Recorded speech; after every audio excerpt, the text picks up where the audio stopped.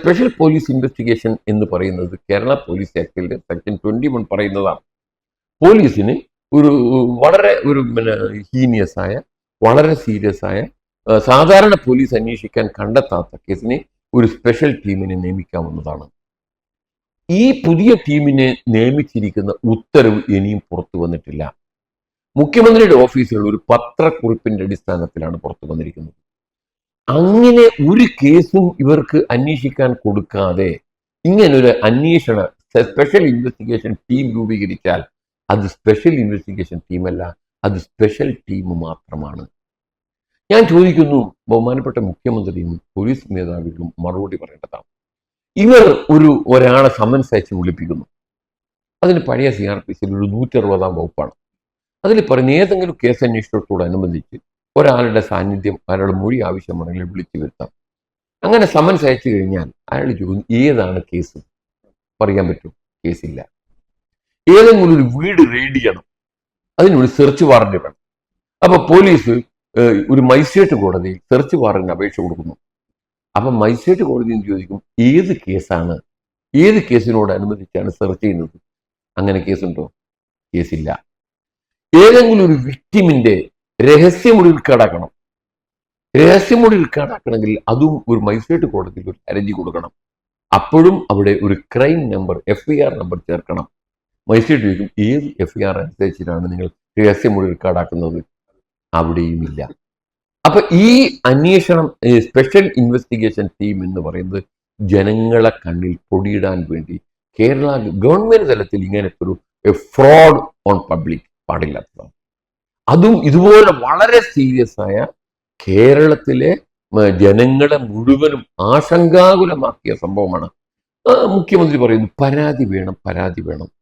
ഒരു സ്ത്രീകൾക്കെതിരെയുള്ള പരാതിയെ സംബന്ധിക്കുന്ന വിവരത്തെ സംബന്ധിച്ച് പോലീസിന് ഈ ഹേമ കമ്മിറ്റി എന്താ പറയുന്നത്? അവര് ചോദിച്ചു ചില വിക്ടിംസിനോട്, നിങ്ങൾക്ക് എന്താ പോലീസിൽ പരാതി കൊടുത്തൂടെ, നിങ്ങൾക്ക് കോടതിയെ സമീപിച്ചൂടെ? അവര് പറഞ്ഞ റിപ്പോർട്ട് എന്താ, മറുപടി എന്താണെന്നറിയോ റിപ്പോർട്ടിൽ പറയുന്നത്? ഞങ്ങൾ പോലീസിൽ പരാതിപ്പെട്ടാൽ, ഞങ്ങൾ കോടതിയെ സമീപിച്ചാൽ ഞങ്ങളെ ജീവന് മാത്രമല്ല ഞങ്ങളെ കുടുംബാംഗങ്ങളുടെ ജീവന് വരെ സുരക്ഷാപകടത്തിലാണ് എന്ന് പറഞ്ഞ ഒരു റിപ്പോർട്ട് മുഖ്യമന്ത്രിയുടെ കയ്യിലിരിക്കുമ്പോൾ മുഖ്യമന്ത്രി പറയുന്നു പരാതി, പരാതി. ഞാൻ ചോദിച്ചോട്ടെ, ഈ സ്ത്രീകൾക്കെതിരെയുള്ള ആക്രമണത്തിന്, ബലാത്സംഗത്തിന്, സ്ത്രീകളെ മാനഭംഗപ്പെടുത്തിയതിന്, സ്ത്രീകൾക്കെതിരെ ബലപ്രയോഗം നടത്തിയതിന്, സ്ത്രീകളോട് ലൈംഗിക ആവശ്യങ്ങൾക്ക് വേണ്ടിയുള്ള ആവശ്യം ഉന്നയിച്ചതിന് പരാതി വേണം?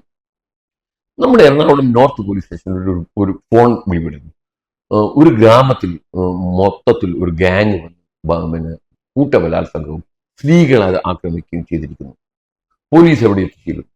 അപ്പോൾ പോലീസിന് ബോധ്യപ്പെട്ടു അവിടെ കൂട്ടബലാത്സംഗം നടന്നിട്ടുണ്ട്, സ്ത്രീകൾക്കെതിരെ അതിക്രമം നടന്നിട്ടുണ്ട്, സ്ത്രീകളെ മാനഭംഗപ്പെടുത്തിയിട്ടുണ്ട്. പോലീസ് പറഞ്ഞു നിങ്ങളൊരു പരാതി എഴുതിത്താൻ. അവർ ഞങ്ങൾ ആരും പരാതി എഴുതി തരാൻ ധൈര്യപ്പെടില്ല, ഞങ്ങളുടെ ജീവന് സുരക്ഷയില്ല. അപ്പൊ പോലീസ് പറയും സോറി, നമുക്ക് കേസൊന്നും എടുക്കാൻ പറ്റില്ല, നിങ്ങൾ പരാതി എഴുതി തരാത്തത് കൊണ്ട്.